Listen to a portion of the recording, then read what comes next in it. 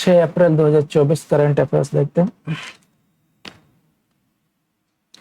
पहला क्वेश्चन है, आरबीआई के अनुसार वित्तीय वर्ष 2024-25 यानी फाइनेंशियल 25 के लिए अनुमानित उपभोक्ता मूल्य सूचकांक यानी सीपीआई मुद्रास्फीति क्या है? ए 4.5%, बी 3.8%, सी 7.8%, डी 6.50%। हमारा आंसर है ए 4.5%। आरबीआई ने फाइनेंशियल ईयर 2024-25 के लिए सीपीआई मुद्रास्फीति को 4.5% पर प्रोजेक्ट किया है, जैसा कि गवर्नर शक्तिकांत दास ने मौद्रिक नीति समिति यानी कि एमपीसी की मौद्रिक नीति समिति की घोषणा के दौरान कहा था। यह प्रक्षेपण तिमाहियों में उतार चढ़ाव को ध्यान में रखता है और आर्थिक स्थिरता के लिए मध्यम मुद्रास्फीति को बनाए रखने के महत्व पर जोर देता है। प्रश्न संख्या 2 देखते हैं, गुजरात के किस जिले में 5200 साल पुरानी हड़प्पा बस्ती का पता चला था? ए वडोदरा, बी कच्छ, सी सूरत, डी नर्मदा। हमारा आंसर है बी कच्छ जिले। पुरातत्वविदों ने गुजरात के कच्छ जिले के खटिया गांव के पास स्थित पट्टा बेट में 5200 साल पुरानी हड़प्पा बस्ती की खोज की है। खुदाई से प्रारंभिक हड़प्पा सांस्कृतिक संरचनाओं और क्षेत्र में शहरी नियोजन में मूल्यवान अंतर्दृष्टि का पता चला।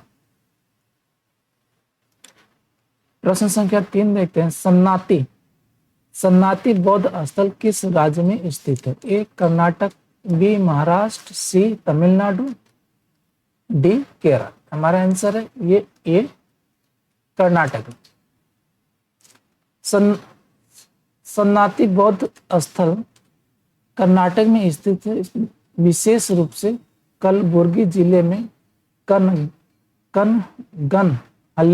कनगनहल्ली के पास भीमा नदी के तट पर। यह कई निर्माण चरों में फैले ऐतिहासिक महत्व रखता है और अपने पास के चंद्रला परमेश्वरी मंदिर के कारण पर्यटकों को आकर्षित करता है। प्रश्न संख्या 4 देखते हैं, वर्चुअल एटीएम यानी कि वीएटीएम सुविधा शुरू करने के लिए J&K बैंक के साथ किस कंपनी ने सहयोग किया? ए फिनो भुगतान, बी फोन पे, सी पेमार्ट इंडिया या डी एयरटेल भुगतान। हमारा आंसर है ये पेमार्ट इंडिया।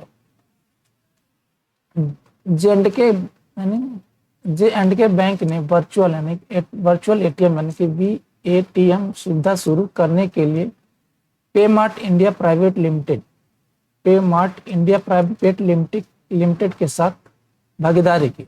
स्थानीय खुदरा विक्रेताओं के माध्यम से कार्डलेस नगद निकासी को सक्षम करके बैंकिंग में क्रांति ला दी और विशेष रूप से जम्मू और कश्मीर और लद्दाख जैसे क्षेत्रों में ग्राहकों के लिए पहुंच और सुविधा बढ़ाई।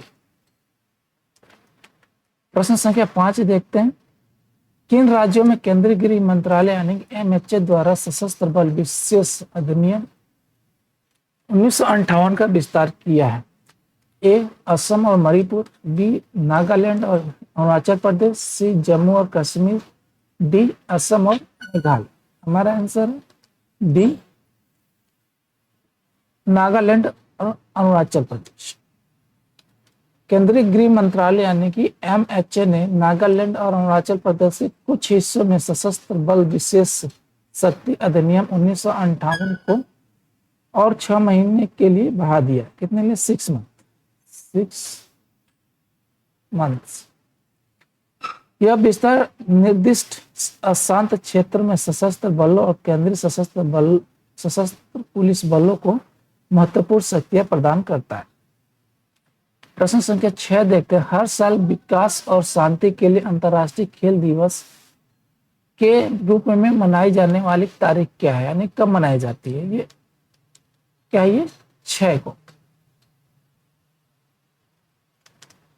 इस कब मनाई जाती है? 6 अप्रैल को मनाई जाती है।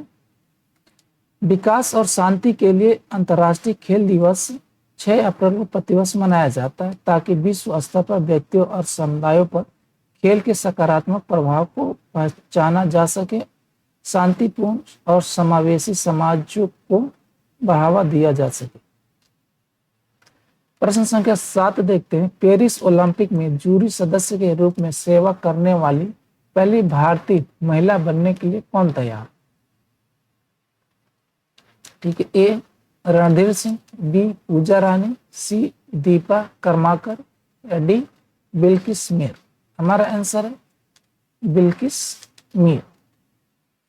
जम्मू कश्मीर की एक canoeist Bilkis Mir Paris Olympic में जूरी सदस्य के रूप में सेवा करने वाली पहली भारतीय महिला के रूप में इतिहास रचने के लिए तैयार है। उनकी यात्रा खेल के प्रति उनके दृढ़ संकल्प और जुनून को दर्शाती है, बाधाओं को तोड़ती है और भारतीय खेलों में महत्वपूर्ण योगदान देती है। प्रश्न संख्या 8 देखते हैं। भारतीय हस्तनिर्मित दिवस प्रतिवर्ष कब मनाया जाता है? ए मई का पहला शनिवार, बी मार्च का अंतिम शनिवार, सी अप्रैल का पहला शनिवार, डी अप्रैल का अंतिम शनिवार। हमारा आंसर है ये सी अप्रैल का पहले शनिवार को राष्ट्रीय हस्तनिर्मित दिवस मनाया जाता है। राष्ट्रीय हस्तनिर्मित दिवस प्रतिवर्ष अप्रैल के पहले शनिवार को मनाया जाता है, जिसमें 2024 की विशिष्ट तिथि है 6 अप्रैल। इस दिन का उद्देश्य कारीगरों को पहचानना और उनकी सराहना करना है जो हस्तनिर्मित सामान बनाते हैं और हस्तनिर्मित उत्पादों को खरीद कर स्थानीय व्यवसायों का समर्थन करने के लिए प्रोत्साहित करते हैं। प्रश्न संख्या 9 देखते हैं। मनसुख मंडाविया की योजना के अनुसार भारत किस वर्ष यूरिया आयात को समाप्त करने का लक्ष्य रखता है? ए 2022, ये तो खत्म हो गया, ये नहीं होगा। बी 2025, सी 2030, डी 2040। हमारा आंसर है 2025 तक यूरिया आयात के खप को समाप्त करना। घरेलू उत्पादन को बढ़ावा देने और वैकल्पिक उर्वरकों को बढ़ावा देने की रणनीति के तहत भारत 2025 तक यूरिया आयात को रोकने की योजना बना रहा है। इस पहल का उद्देश्य आयातित यूरिया पर देश की निर्भरता को कम करना, जो वर्तमान में अपनी वार्षिक मांग का 30% पूरा करता है। यानी कि आयात कितना करता है? 30% करता है। इसको भी खत्म करने कब तक? 2025 तक। प्रश्न संख्या 10 देखते हैं। NCDFI के अध्यक्ष के रूप में सर्वसम्मति से किसे चुना गया? ए DR मंगलजीत राय, बी श्यामल भाई बी पटेल, सी रणधीर सिंह, डी मिनेश शाह। इसमें हमारा आंसर ये डी मिनेश शाह को NCDFI यानी कि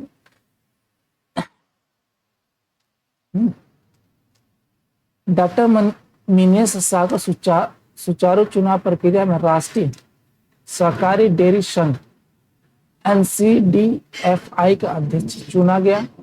यह नियुक्ति डेयरी उद्योग में डॉक्टर शाह के नेतृत्व और विशेषज्ञता में संगठन के विश्वास को दर्शाता है।